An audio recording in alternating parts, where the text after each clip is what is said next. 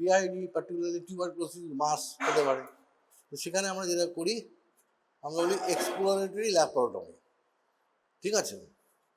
আর এছাড়া আমাদের দুটো হিস্টেকটমি জানতে হয়, একটা হচ্ছে অ্যাবডোমিনাল হিস্টেকটমি আর একটা হচ্ছে ভেজানাল হিস্টেকটমি। ক্লিয়ার?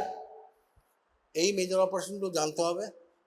আর অবস্টেট্রিক্স পার্টের মেজর অপারেশনের মধ্যে মেইনলি সিজারিয়ান সেকশন, আর কিছু স্পেশাল সার্জারি এখন চলে এসছে আমাদের সাবজেক্টে, দ্যাট ইজ ল্যাপারোস্কোপি, তাই না? ল্যাপারোস্কোপির মধ্যে আমার দুটো ভাগ আছে, একটা হচ্ছে ডায়াগনস্টিক ল্যাব, যে ডায়াগনস্টিক ল্যাবে আমরা মেইনলি টিউবাল পেটেন্সি দেখি, তাই না? ডাই দিয়ে দেখি যে টিউব দিয়ে ডাইটা আসছে কিনা এটসেট্রা।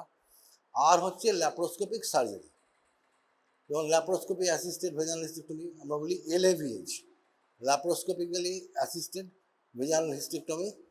কেমন? আচ্ছা, আর কিছু এন্ডোস্কোপিক সার্জারি, হয়তো একটা সাবমিউকাস ফাইব্রয়েড আছে, আমরা হিস্ট্রোস্কোপি করে ভেতর থেকে টিউমারটা বের করে নিলাম, hysteroscopic removal of the fibroid polyp etcetera like that, ঠিক আছে।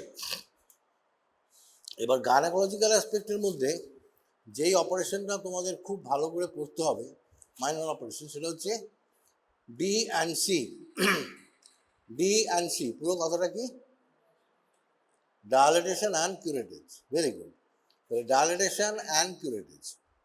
আচ্ছা, যে কোনো অপারেশন যখন করবে তখন কয়েকটা হেডিংয়ে অপারেশনটা ভাগ করতে হয়। 1 নম্বর হচ্ছে ইন্ডিকেশন অফ দ্য অপারেশন, 2 নম্বর হচ্ছে the methods of the operation, 3 নম্বর হচ্ছে দ্য কমপ্লিকেশনস। তাহলে D&C পুরো কথাটা হচ্ছে ডায়ালিটেশন অ্যান্ড কিউরেটিভ। তাতে আমরা কি করি বেসিক্যালি বলো?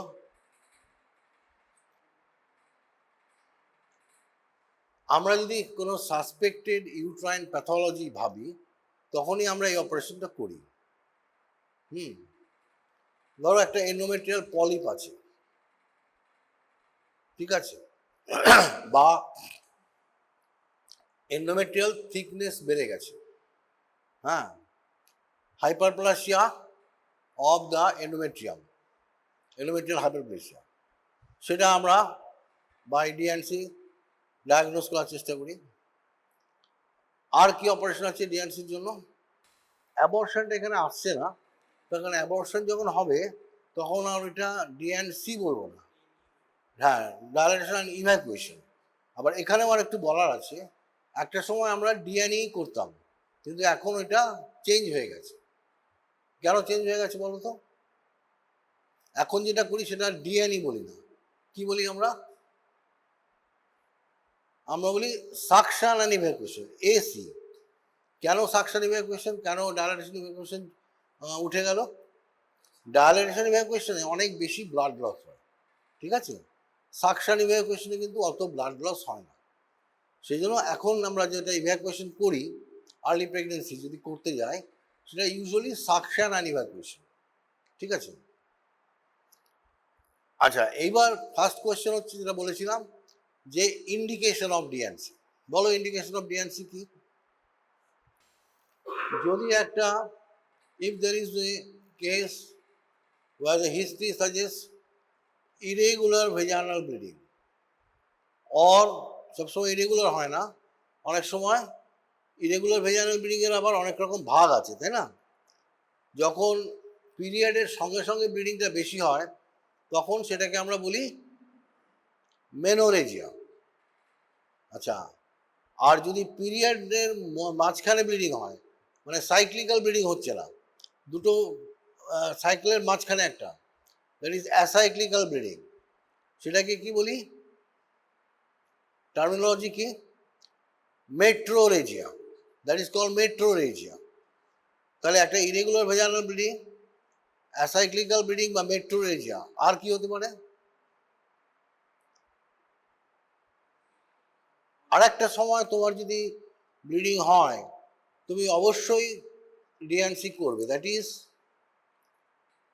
Post menopausal bleeding, PMB, post menopausal bleeding. Post menopausal bleeding আবার ডেফিনিশন আছে। কাকে বলে পোস্ট মেনোপজাল ব্লিডিং?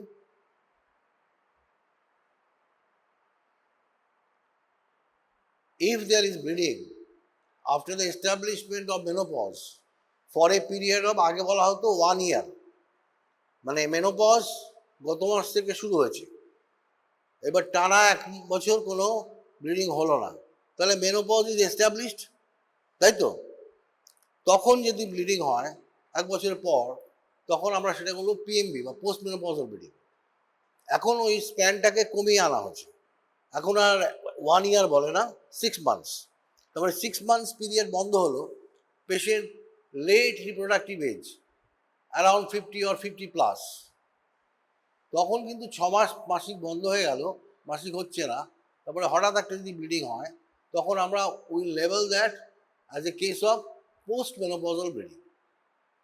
এবং এই post menopausal bleeding is very ominous, তার কারণ post menopausal bleeding, among the causes of postmenopausal bleeding, one of the main causes is some malignancy, possibly endometrial malignancy or maybe cervical malignancy. তাহলে যখনই তোমার কাছে একটা patient postmenopausal bleeding নিয়ে আসছে, তোমাকে এই যে খারাপ মানে ডায়াগনোসিসটা, either endometrial carcinoma or cervical carcinoma, ওইটা তোমাকে আগে, আমরা কি করি, আমরা যখন ডাক্তারি করি প্রথমে খারাপ যে জিনিসগুলো হয় বা হতে পারে সেইগুলো আগে এক্সক্লুড করি, তাই না? এবার যদি আমি কনফার্ম হই যে না ম্যালিগনেন্সি নেই, তখন আমার অ্যাপ্রোচটা একরকম হবে, আবার ম্যালিগনেন্সি হলে তার অ্যাপ্রোচ সম্পূর্ণ আলাদা। তাহলে post menopausal bleeding is an ideal indication for DNC. এছাড়া সাসপেক্টেড এন্ডোমেট্রিয়াল পলিপ, আর আরেকটা হচ্ছে সাসপেক্টেড এন্ডোমেট্রিয়াল হাইপারপ্লেসিয়া, ঠিক আছে? Rare cases, not so very rare, particularly in our country, কারণ আমাদের তো ট্রপিক্যাল কান্ট্রি, এখানে another cause is tubercular affection of the genital tract, তার মানে এন্ডোমেট্রিয়াল টিউবারকুলোসিস। এই এন্ডোমেট্রিয়াল টিউবারকুলোসিস কিন্তু আমরা ডিএনসি করলে ডায়াগনোস করতে পারি। এখানে আর একটা প্রশ্ন করে, ক্যাচ কোশ্চেনগুলো বলে দিচ্ছে, পরীক্ষা করে যে এন্ডোমেট্রিয়াল ম্যালিগনেন্সিতে মানে তুমি কত পার্সেন্ট টিউবারকুলার অ্যাফেকশন দেখতে পাবে। প্রথম কথা হচ্ছে অ্যাকর্ডিং টু অ্যানাটমি, যদি ফ্যালোপিয়ান টিউবটা দেখো, tubal tuberculosis about 90% affection.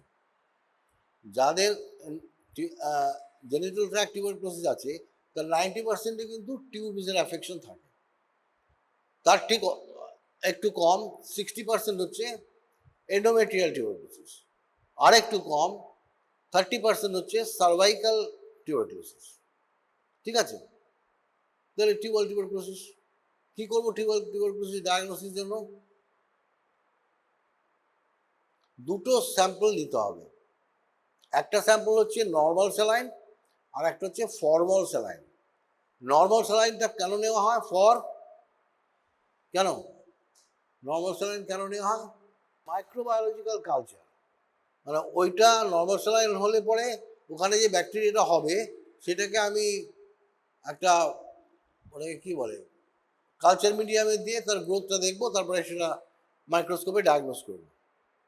R formal স্যালাইনে কী হয়, আমরা মেইনলি যেটা দেখি দ্যাট ইজ হিস্টোপ্যাথোলজিক্যাল ফাইন্ডিংস। কেমন? যেমন টিউবারকুলোসিস সবাই জানো একটা সেন্ট্রাল এরিয়া অফ কেজিয়ার নেক্রোসিস থাকে, তার পেছনে এপিথেলয়েড সেলস, তার পেরিফেরিতে জায়ান্ট সেলস, এগুলো থাকে, এগুলো দেখে আমরা ডায়াগনোস করব, ঠিক আছে? তাহলে আবার বলছি, to recapitulate, indication of DNC বলে দিলাম তো, বলো একবার। হ্যাঁ, আমি তো সেটা বলিনি আগে। ইরেগুলার ভেজাইনাল ব্লিডিং বললাম না? তাহলে ইরেগুলার ভেজাইনাল ব্লিডিং 2 নম্বর হচ্ছে মেট্রোরেজিয়া আর অ্যাসাইক্লিক্যাল ব্লিডিং। 3 নম্বর হচ্ছে গিয়ে পোস্ট মেনোপজাল ব্লিডিং, পিএমবি। এই 3টে মেইন কেস কজ। আর 4 নম্বর হচ্ছে if we suspect genital tract malignancy. Mostly genital tract malignancy 4 জায়গায় হতে পারে, তাই না? ফ্যালোপিয়ান টিউবে হতে পারে, এন্ডোমেট্রিয়ামে হতে পারে, সার্ভিক্সে হতে পারে, আর ভেজাইনায় হতে পারে। এবার Fallopian tubal carcinoma incidence is much less. আচ্ছা, ভেজাইনাল কার্সিনোমা সেটা আবার দুটো টাইপ হয়, একটা হচ্ছে প্রাইমারি আর একটা হচ্ছে সেকেন্ডারি। প্রাইমারি মানে vaginal carcinoma has started in vagina, আর সেকেন্ডারি এখানে vaginal carcinoma is not primary, it is secondary. কীভাবে হচ্ছে? ধরো সার্ভাইকাল কার্সিনোমা আছে, ওটা স্প্রেড করে গিয়ে ভেজাইনায় চলে এসছে, তাহলে ভেজাইনাল কার্সিনোমা হয়ে যাবে। অথবা এন্ডোমেট্রিয়াল কার্সিনোমা, ওইটা স্প্রেড করে ভেজাইনাল কার্সিনোমা হচ্ছে, তাহলে এটা হচ্ছে সেকেন্ডারি। তাহলে পড়ে রইল কি? Genital tract malignancy most commonly আমরা দুটো পাই, একটা হচ্ছে এন্ডোমেট্রিয়াল ম্যালিগন্যান্সি বা এন্ডোমেট্রিয়াল কার্সিনোমা, আর একটা হচ্ছে সার্ভাইকাল কার্সিনোমা, তাই তো? তাহলে ইন্ডিকেশন হয়ে গেল, ইন্ডিকেশন অফ ডিএনসি পরীক্ষায় জিজ্ঞেস করলে বলতে পারবে। টাফ কোয়েশ্চেন পরীক্ষা করা হয় না, খুব বেসিক কোয়েশ্চেন, সেগুলো কিন্তু জানতে হবে। তাহলে কোনো পেশেন্ট যদি তোমার কাছে আসে, হিস্ট্রি দেয় ইরেগুলার ভেজানো ব্লিডিং, সে কীরকম ইরেগুলার ভেজানো ব্লিডিং হবে? অ্যাসাইক্লিক্যাল। বলছে কেউ আমার দুটো পিরিয়ডের মাঝখানে একবার ব্লিডিং হয়, তারপরে ওটা আর একটা নাম হচ্ছে ইন্টারমেনস্ট্রুয়াল ব্লিডিং। ইন্টারমেনস্ট্রুয়াল ব্লিডিং কেমন? সাধারণত সাইক্লিক্যাল ব্লিডিং যেটা, তার একটা কারণ হচ্ছে হরমোনাল, তাই না? কারণ ব্লিডিংটা এন্ডোমেট্রিয়াম থেকে কেন হয়? বিকজ অফ ফিজিওলজিটা কি? হরমোন উইথড্রয়াল, তাই না? ইস্ট্রোজেন বাড়তে শুরু করে, যেই ওভুলেশন হয়ে গেল তখন আবার প্রজেস্টেরন বাড়তে শুরু করলো, এইবার দুটোই ইস্ট্রোজেন প্রজেস্টেরন অ্যাব্রাপ্টলি কমে গেল, তখন একটা, যার জন্য এর আর একটা নাম হচ্ছে উইথড্রয়াল ব্লিডিং। বোঝা গেল? তাহলে এটা হচ্ছে, যদি সাইক্লিক্যাল ব্লিডিং হয় সেক্ষেত্রে হরমোনাল কজটা বেশি, আর অ্যাসাইক্লিক্যাল যখন হয় বা ইন্টারমেনস্ট্রুয়াল ব্লিডিং, তখন কিন্তু এটা there is more chance of organic lesion, তার মানে কোনো নিওপ্লাস্টিক প্রসেস, তাই না? কোনো গ্রোথ হচ্ছে, তখন হবে অ্যাসাইক্লিক্যাল ব্লিডিং। আচ্ছা, কিছু কিছু ক্ষেত্রে ফাইব্রয়েড ইউট্রাস, আমার যদি ডায়াগনোসিসও থাকে যে ফাইব্রয়েড ইউট্রাস, তাহলেও কিন্তু আমাকে ডিএনসি করতে হবে। কারণ কি? ফাইব্রয়েড ইউট্রাসের সাথে অনেক ক্ষেত্রে অ্যাসোসিয়েটেড এন্ডোমেট্রিয়াল হাইপারপ্লেসিয়া থাকে, সেটা আমি এখন যেহেতু ইস্ট্রোজেন ডিপেন্ডেন্ট টিউমার, তাহলে কি হচ্ছে, ইস্ট্রোজেনের জন্য এন্ডোমেট্রিয়ামটাকে হাইপারপ্লাস্টিক করে দিচ্ছে। তাহলে ফাইব্রয়েড থাকলে আমি যদি ধরে নিই যে ফাইব্রয়েডের জন্যই হচ্ছে, এটা কিন্তু ঠিক না, তাই না? ফাইব্রয়েড তো আছেই, তার সঙ্গে সঙ্গে তার তো এন্ডোমেট্রিয়াল হাইপারপ্লেসিয়া থাকতে পারে, ইভেন এন্ডোমেট্রিয়াল কার্সিনোমাও থাকতে পারে, সেখানেও আমি তাহলে একটা ডিএনসি করে দেখে নেব। আর যদি পোস্ট মেনোপজাল ব্লিডিং হয়, then DNC is a must. Post menopausal bleeding এ ডিএনসি ইজ এ মাস্ট। কেন? ধরো আমাদের যে পিটফলগুলো থাকে ম্যানেজমেন্টে, লুপহোল বলতে পারো, সেগুলো কিন্তু সবসময় মাথায় রাখতে হবে। তোমার কাছে একটা পেশেন্ট এসছে অ্যারাউন্ড 50 ইয়ার্স, তার ওইরকম একটা পোস্ট মেনোপজাল ব্লিডিংয়ের মতন ফিচার্স আছে।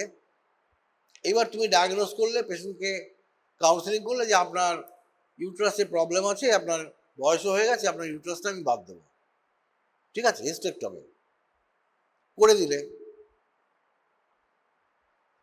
এইবার যদি ডিএনসি না করে করো, তাহলে কি প্রবলেম হবে? You will be in deep deep trouble. কেন বলো তো? তুমি তো তার ফাইব্রয়েড দেখে স্যাটিসফাইড, তুমি জানো যে ফাইব্রয়েডে এরকম ব্লিডিং হয়, তো সেই সব কারণে পেশেন্টকে কাউন্সেল করলে, পেশেন্টও এগ্রি করলে। কাউন্সেল করা মানে কি? What is counselling? জিজ্ঞেস করা পরীক্ষায়। ইউ ইনফর্ম দ্য পেশেন্ট, আবার বলছি, you inform the patient about the suspected pathology. তার মানে তুমি পেশেন্টকে যে আপনার এই হয়েছে বা সেই হয়েছে, এই যে জানাচ্ছ, inform the patient about the pathology, that is counselling. এবং এই counselling should be typically formal counselling. Formal মানে সব রেকর্ডস থাকবে, তার মানে তুমি সেখানে রিটন কাউন্সেলিং করবে, যে পেশেন্ট লিখে দেবে যে I have been informed about this and this and this, তাতে অ্যাবাউট দ্য ডায়াগনোসিস তুমি কী ভেবেছো বলে দিলে, অ্যাবাউট দ্য সিকুইলি বা কনসিকুয়েন্স, এই ডায়াগনোসিস হলে ট্রিটমেন্ট না করলে কী হতে পারে সেটা বলে দেবে। And number 3, about the management option. অনেক ক্ষেত্রে দেখা যায় যে management option is only surgical, সেখানে তোমাকে সার্জারি বলতে হবে। তোমার রাপচার্ড একটপিক, তার তো ম্যানেজমেন্ট হচ্ছে মেনলি সার্জিক্যাল, তাই না? সেখানে তোমার আবার খুব আর্লি উইক্সে যদি একটপিক হয় 6 উইক্স অর অ্যারাউন্ড, আমরা এখন মেথোট্রেক্সেট বা সাইটোটক্সিক ড্রাগ দিয়ে আমরা মেডিকেল ম্যানেজমেন্টও করতে পারি। তাহলে তোমাকে ম্যানেজমেন্ট অপশনটা দিতে হবে। যদি একটাই অপশন থাকে সার্জারি, তাহলে সেটা বলবে, আর যদি মাল্টিপল অপশনস হয় তাহলে সেটাও বলে দিতে হবে। এইবার পেশেন্ট এগ্রি করলো, তখন তুমি অপারেশন করলে। এবার তুমি হিস্টেক্টমি করে দিলে ফাইব্রয়েড দেখে যে আমি ফাইব্রয়েড, তার সঙ্গে ইউট্রাসও বাদ দিয়ে দিচ্ছি, ওর প্রবলেম সলভ। যদি ডিএনসি না করো, প্রবলেমটা কোথায়?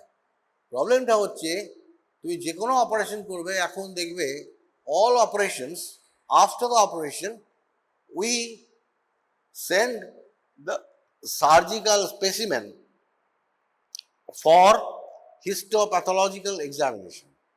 তাহলে ওই ইউট্রাস বাদ দিলে, এবার ইউট্রাসটা বিভিন্ন পার্ট বাই পার্ট কেটে বিভিন্ন জায়গা থেকে, ফান্ডাস থেকে খানিকটা, lower part of the body থেকে, সার্ভিক্স থাকলে সার্ভিক্স থেকে পাঠিয়ে দিলে। এবার পোস্ট সার্জিক্যাল স্পেসিমেনে রিপোর্ট এলো ম্যালিগন্যান্সি। তাহলে ম্যালিগন্যান্সি যদি রিপোর্ট আসে, শুধু hysterectomy is not the answer, is not the proper treatment. তাহলে তোমার পেশেন্ট যখন তোমাকে চ্যালেঞ্জ করবে, ডাক্তার আপনি তো আমায় বলেননি যে ক্যান্সার হতে পারে, আর যে ট্রিটমেন্টটা তুমি করলে হিস্টেক্টমি, সেটা কিন্তু ইনকমপ্লিট ট্রিটমেন্ট, তাই না? ম্যালিগন্যান্সিতে শুধু হিস্টেক্টমি করলে হবে না। তাহলে সেই জন্য সবসময় তোমাকে একটা এই ধরনের কেসে ডিএনসি করে তার হিস্টোপ্যাথোলজিক্যাল রিপোর্ট পেয়ে সেখানে যদি লেখে যে হাইপারপ্লেসিয়া অফ দ্য এন্ডোমেট্রিয়াম, ম্যালিগন্যান্সির কথা লেখা নেই, বা নর্মাল এন্ডোমেট্রিয়াম, সেক্ষেত্রে তুমি then you can go for hysterectomy. বোঝা গেল? তাহলে ডিএনসি কেন করতে হবে বোঝা গেল। তাহলে ইন্ডিকেশনস হয়ে গেল, তাই তো? এইবার অ্যাকচুয়াল প্রসিডিওর, এখানে কিছু কিছু ইনস্ট্রুমেন্ট তোমাকে জানতে হবে, এটা আমি ছোট্ট করে আজকে বলে দিচ্ছি। প্রথম যেটা হচ্ছে, যে কোনো আমরা মাইনর অপারেশন করি, বিশেষ করে গাইনোকোলজিক্যাল অপারেশন, সেখানে পেশেন্টকে কি বলা হয়, পেশেন্টকে একবার আমরা দেখে নেব, তাই তো? এই দেখে নেওয়া মানে ক্লিনিক্যালি দেখে নেব, মানে পেলভিক এক্সামিনেশন করব, তার আগে একটা পার অ্যাবডোমেনও করব। এরকম নয় যে আমি ভেজানাল অপারেশন করছি বলে শুধু ভেজানাল এক্সামিনেশন করবো, পার অ্যাবডোমেনও দেখবো। ওর তো একটা লাম্পও থাকতে পারে, একটা সুপ্রাপুবিক মাস আছে, তাই না? তাহলে পার অ্যাবডোমেন কোনো লাম্প, ডিপ টেন্ডার স্পট, ওই ধরনের কিছু মানে সাইন সিমটম কিছু আছে কিনা একবার দেখে নেব। দেখলাম যে না, পার অ্যাবডোমেন নো অ্যাবনর্মালিটি ডিটেক্ট, আমরা এনএডি লিখে দিই, তার মানে পার অ্যাবডোমেন কোনো লাম্প নেই, কোনো ডিপ টেন্ডারনেস নেই, বা অন্য কোনো অ্যাবনর্মাল ফাইন্ডিংস নেই। হয়ে গেল। এইবার পার ভেজানাল এক্সামিনেশন। পার ভেজানাল এক্সামিনেশন করার আগে it is a routine or obligatory that the bladder must be evacuated or there should be no urine in the bladder. সেটা কীভাবে ইনশিওর করবো? দুটো, পেশেন্ট যদি আনঅ্যানাস্থেটাইজড হয়, তাহলে পেশেন্টকে ওটিতে নেওয়ার আগে পেশেন্টকে will tell the patient to go for micturition and then come. ও নিজে গিয়ে পেচ্ছাপ করতে বসলো, পেচ্ছাপ করে ব্লাডারটাকে ইভ্যাকুয়েট করে দিল, পুরো আসলো। আর যদি পেশেন্টকে অ্যানাস্থেটাইজ করা হয়, তখন আর পেশেন্টকে ওটা করতে বলি, তখন আমরা as a process, part of the operative process, আমরা একটা রুটিন ক্যাথিটারাইজেশন করি। বুঝে গেল? আচ্ছা, এই ক্যাথিটার, এখানে আর একটা কোশ্চেন আসবে, এই ক্যাথিটার তো দুরকম হয়। আমরা মেটালিক ক্যাথিটার আছে, আমাদের রাবার ক্যাথিটার আছে, কোনটা ইউজ করব? হ্যাঁ, আচ্ছা, রাবার কেন নয়? অ্যাকচুয়ালি গাইনোকোলজিক্যাল অপারেশনে আমি দুটোই করতে পারি, আমি মেটাল ক্যাথিটারও ইউজ করতে পারি, রাবার ক্যাথিটারও ইউজ করতে পারি। কিন্তু যদি অবস্টেট্রিক্যাল অপারেশন হয়, তখন কিন্তু অনলি রাবার ক্যাথিটার। কারণ মেটালিক ক্যাথিটার যদি নিই, trauma to the lower part of the genital tract তখন খুব সফট থাকে, প্রেগনেন্সিতে ইঞ্জুরি হয়ে যেতে পারে, plus injury to the fetus, fetus head তো নিচে নেমে এসছে, তাই না? তাহলে in obstetrical operations only rubber catheter is to be used. In gynecological operations you can use both, metallic ক্যাথিটারও নিতে পারি, রাবার ক্যাথিটারও নিতে পারি। তাহলে রাবার ক্যাথিটার দিয়ে আমি ক্যাথিটারাইজ করলাম, ব্লাডার এমটি হয়ে গেল। কেন ব্লাডার এমটি করব? কারণটা কি? ব্লাডার যদি সেমি ফুল বা ফুল হয় তাহলে কি হবে, বাইমানুয়াল এক্সামিনেশনে আমার একটা হাত তো ওভার দ্য অ্যাবডোমেন থাকছে, আর একটা বিন্দু হয়ে যায় না। এবার যদি বাইমানুয়াল এক্সামিনেশন করি তখন যদি ব্লাডার সেমি ফুলও হয়, ফুল যদি নাও হয়, তাহলে ব্লাডার ডিস্টেন্ডেড থাকবে। এবার আমি যখন অ্যাসেস করবো আমার মনে হবে ইন্টারেস্টটা অনেকটা বড়। কি বললাম বুঝতে পারছো? সেই জন্য ব্লাডারটাকে প্রপারলি ইভ্যাকুয়েট করে নিতে হবে। সে পেশেন্ট যদি নিজে থেকে ইউরিন করতে পারে তাহলে বলবো যে তুমি ইউরিন করে ওটিতে ঢোকো, আর না হলে ওটিতে যদি অ্যানাস্থেটাইজ করি তখন আমি ক্যাথিটার দিয়ে ব্লাডার ক্যাথিটারাইজেশন করে দেবো। ঠিক আছে? এইবার আমরা কি করি, অ্যান্টিসেপটিক ড্রেসিং ড্রেপিং। ঠিক আছে, অ্যান্টিসেপটিক ড্রেসিং ড্রেপিং করে দিলাম। এবার যে কোনো অপারেশন করতে গেলে একটা প্রিরিকুইজিট হচ্ছে সাম অ্যানাস্থেশিয়া, তাই না? কিছুটা অ্যানাস্থেটাইজ করতে হবে তো, কারণ all operations are painful procedures. If you don't cut off the pain pathway properly, তাহলে কি হতে পারে, পেইন যদি তুমি ঠিকঠাক পেইনলেস না করো তাহলে কি হতে পারে, পেইনের ডেঞ্জারটা কি? What is the danger of pain? হ্যাঁ, মুভ করবে, হাত পা ছুড়বে, তুমি ঠিক মতন আউটি করতে পারবে না, পেশেন্ট উইল নট কোঅপারেট। আর যেটা হবে, যদি কখনো এক্সক্রুশিয়েটিং পেইন হয়, pain is a dangerous thing in the sense, excruciating কোনো পেইন হয় তাহলে কিন্তু পেশেন্ট অনেক সময় নিউরোজেনিক শকে চলে যায়। The patient goes into neurogenic shock. Neurogenic shock হচ্ছে ডেঞ্জারাস। নিউরোজেনিক শকের প্যাথোলজিটা কি হয়,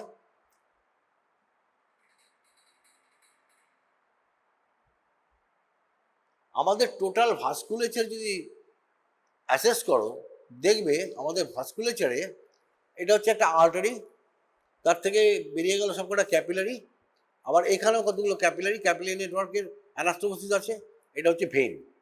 তাহলে এইভাবে সার্কুলেশনটা মেনটেন হয়, তাই তো? একদিকে আর্টারি, মাঝখানে ক্যাপিলারি বেড, আবার একদিকে ভেন। আচ্ছা, এইবার দেখা গেছে many of this capillary system, এই ক্যাপিলারি সিস্টেমের প্রি ক্যাপিলারি একটা স্ফিংটার থাকে, পোস্ট ক্যাপিলারি একটা স্ফিংটার থাকে।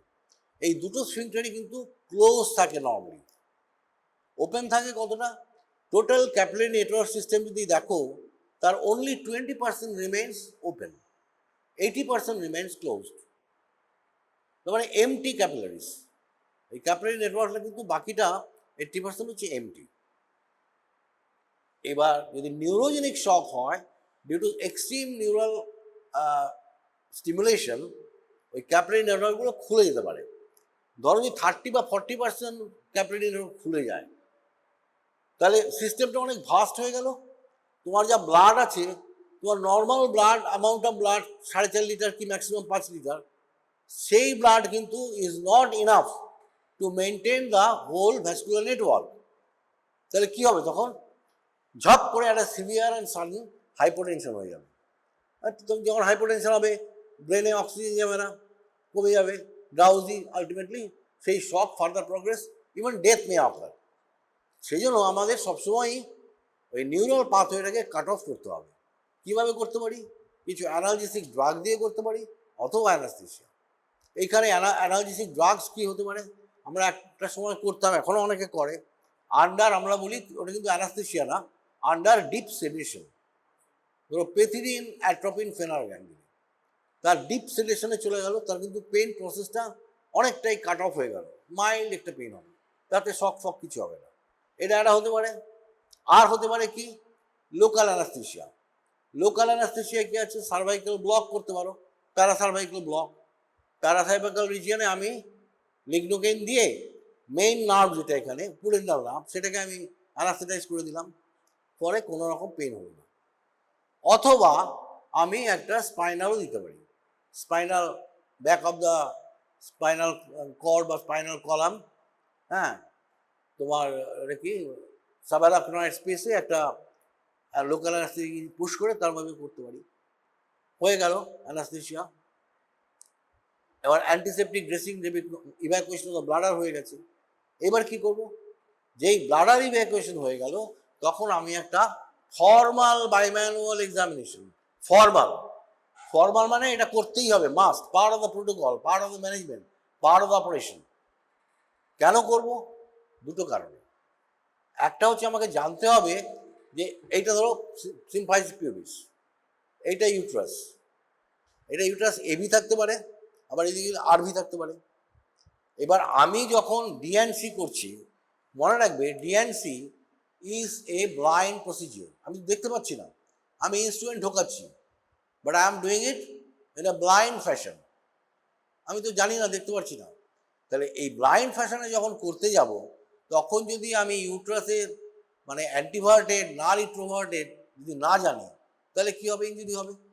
ধরো ইউট্রাস অ্যান্টিভার্টেড হয়ে আছে, তাহলে আমি এটা অ্যাবডোমেন, এটা ব্যাক, আমি অ্যান্টিভার্টেড অবস্থায় এইভাবে আমি ঢোকাবো। কিন্তু আমি যদি অ্যান্টিভার্টেড থাকে আর রিট্রোভার্টেড মনে করে এইভাবে ঢোকাই, তাহলে কী হবে? এখানে ফুটো হয়ে যাবে। আবার রিট্রোভার্টেডও তাই, রিট্রোভার্টেডে আমার ঢোকাতে হবে এইভাবে। আমি যদি অ্যান্টিভার্টেডের মতন এইভাবে করতে যাই, তাহলে হয়ে যাবে ইঞ্জুরি। ঠিক আছে? তাহলে to know whether the uterus is antiverted or retroverted and the size of the uterus, বড় না ছোট, তার জন্য একটা বাইম্যানুয়াল এক্সামিনেশন করে দেখে নিলাম। এইবার কি করব, আমাকে একটা অ্যাসিস্ট্যান্ট লাগবে। এটা কি? স্পেকুলাম। এই স্পেকুলামটার নাম কি? সাইম স্পেকুলাম। তাহলে এই সাইম স্পেকুলাম দিলাম, দিয়ে আমি টেনে ধরলাম, ওই জায়গাটাকে প্রেস করলাম যাতে সার্ভাইকাল এক্সটার্নাল অস ইজ ভিজুয়ালাইজ। আর ওই জায়গাটা একটু গজ পিস দিয়ে পরিষ্কার করে, সোয়াব হোল্ডার দিয়ে পরিষ্কার করে, এইবার আমি কি করব, আমি একটা সাউন্ড ঢোকাবো। সাউন্ড আছে, দেখতে পাচ্ছি না। সাউন্ডটা অ্যাকচুয়ালি আমাদের কি করতে হয়, নেই, যাই হোক, ওটা কিছুই না, একটা সরু রডের মতন, আর এখানে একটা হোল্ডার আছে যেখানে হাত দিয়ে তুমি ধরবে, ধরে এই অ্যান্টিভার্টেড যদি হয় তাহলে এইভাবে ঢোকাবো, রিট্রোভার্টেড হলে এইভাবে ঢোকাবো, দিয়ে আপ টু দ্য ফান্ডাস যাবো। এই সাউন্ডের টিপটা হয় ব্লান্ট, আমরা বলি অলিভ পয়েন্টেড। কেন ব্লান্ট অলিভ পয়েন্টেড? কারণ এটা যেহেতু ফান্ডাসে টাচ করবে, শার্প হলে ফুটো হয়ে যেতে পারে। যখনই টাচ করলো ফান্ডাসে, আমি একটা রেজিস্ট্যান্স ফিল করবো যে আর ঢোকানো যাচ্ছে না। তাহলে আমি ওই সাউন্ডটাকে কি করব, ওই সাউন্ডটাকে আমি বাইরে থেকে, এখানে ধরো অসটা যখন ঢোকাচ্ছি, আমি জানি সার্ভিক্সের লেন্থ 2.5 সেন্টিমিটার, তার থেকে একটু বেশি। এইখানে আমি আঙুল দিয়ে ইন্ডেক্স ফিঙ্গার রাখলাম, ফিক্স করলাম, এবার আমি ঢোকাচ্ছি। This is the technique. আমি যদি ইন্ডেক্স দিয়ে স্টেডি না করি, ফিক্স না করি, তাহলে তো ঢুকে যাবে অনেকটা ঢুকে কি তোমার পারফোরেশন হয়ে যেতে পারে। কিন্তু ইন্ডেক্স দিয়ে ফিক্স করি, তাহলে এরপরে তো যাবে না, তাই না? করে সাউন্ডটা ঢোকালাম, সরি, এভাবে আমি ডায়ালেটার ঢোকাবো। সাউন্ডটা অলরেডি ঢোকানো হয়ে গেছে, সাইজ দেখে নিয়েছি। এবার ডায়ালেটার এখানে স্টেপ ফেট দেয়নি, ডায়ালেটার দিয়ে আমি একের পর এক ডায়ালেটেশন করে যাব। কতক্ষণ ডায়ালেটেশন করে যাব? যতক্ষণ পর্যন্ত না আমি, আচ্ছা, তার আগে সার্ভিক্সটাকে স্টেডি করতে হবে। তাহলে সার্ভিক্সের অ্যান্টিরিয়র ওয়ালটাকে এই অ্যালিস টিস্যু দিয়ে ধরে টেনে ধরতে হবে। সার্ভিক্সটা নড়লে পরে আমি তো ব্লাইন্ড অপারেশন করছি, ইঞ্জুরি হয়ে যাবে। তাহলে স্টেডি করে দিলাম বাই অ্যালিস ফোর্সেপস। এইবার আমি সাউন্ড একের পর এক ঢুকিয়ে যাব গ্র্যাজুয়ালি, সবচেয়ে সরুটা আগে, তারপরে একটু মোটা, আরেকটু মোটার উপরে হয়ে গেল। এবার যখন sufficiently cervical canal is dilated, তখন আমি একটা, এখানে দেখাচ্ছি কিনা, সাধারণত আমরা যদি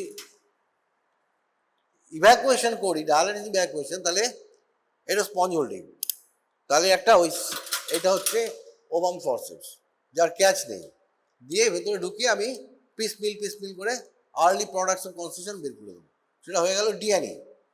আর যদি আমি ডিএনসি করতে যাই, এখানে কিউরেটিভ কিছু দেয়নি, ঠিক আছে? সেক্ষেত্রে কি করবো আমরা, সেক্ষেত্রে এই ঢুকিয়ে দিলাম, ধরো আমি দেখাচ্ছি এটা দিয়ে, জাস্ট এটা নয়, ঢুকিয়ে দিলাম, দিয়ে একদম ফান্ডাস পর্যন্ত টাচ করলাম। এবার সিঙ্গল স্ট্রোকে একটা করে স্ট্রোক, ফান্ডাস থেকে স্ট্রেট একদম সার্ভিক্স পর্যন্ত টেনে নিলাম, অ্যান্টিরিয়র সার্ফেস হয়ে গেল। আবার এইটা পস্টিরিয়র সার্ফেস হয়ে গেল, এইটা রাইট ল্যাটারাল, এইটা লেফট ল্যাটারাল, বুঝা গেল? তাহলে এটা হচ্ছে টোটাল কিউরেটেজ অফ দ্য ইউট্রাস করা হয়ে গেল। এবং যে স্পেসিমেনটা পেলাম সেটাকে একটা গজ পিসের উপর রাখবো। এবার গজ পিস থেকে কী করব, ওখানে যে তুমি স্পেসিমেনটা পাবে সেটা কী হবে, স্পেসিমেনটার কিছুটা হচ্ছে স্পেসিমেন অফ এন্ডোমেট্রিয়াম আর কিছুটা হচ্ছে ব্লাড, সেপারেট করতে হবে। কি করে করবে, ওই গজ পিসটা নিয়ে একটা ছোট্ট বোলে বাটিতে জলের মধ্যে ফেলবো, ব্লাড বা ব্লাড ক্লটসগুলো আস্তে আস্তে সেপারেট হয়ে নিচে পড়ে যাবে। কিন্তু এন্ডোমেট্রিয়াল পার্ট যেটা চিনবো কী করে, একটু হোয়াইটিশ হবে এন্ডোমেট্রিয়াল পার্টটা, ওটা দেখছি ভাসছে, ওই অ্যামাউন্টটা এবার কালেক্ট করবো, দ্যাট ইজ মাই স্পেসিমেন। করে আমরা কি করব, আগে বলে দিয়েছি, দুটো স্যাম্পল হবে, একটা নর্মাল স্যালাইন, একটা ফর্মাল স্যালাইন। ফর্মাল স্যালাইনটা কেন, ফর হিস্টোপ্যাথোলজি, ভেরি গুড। আর নর্মাল স্যালাইনটা কেন, ফর ব্যাকটেরিওলজিক্যাল এক্সামিনেশন। একটা কালচারে পাঠিয়ে দেবো, কোনো কালচার, টিউবারকুলোসিসের কালচার, হ্যাঁ, জিল নিউসন, টিউবারকুলোসিস জিল নিউসন তো, হ্যাঁ হ্যাঁ, ওয়েস্টার্ন জেনসন কি, মিডিয়াম ওয়েস্টার্ন জেনসন না, তো অনেক আগে পড়েছি, ভুলে গেছি ভাই, সরি। যাই হোক, ওই মিডিয়ামে আমি কালচার করে দেখে নেবো। ঠিক আছে, আজকে আমার একটু তাড়া আছে। ওকে, স্যাটিসফাইড?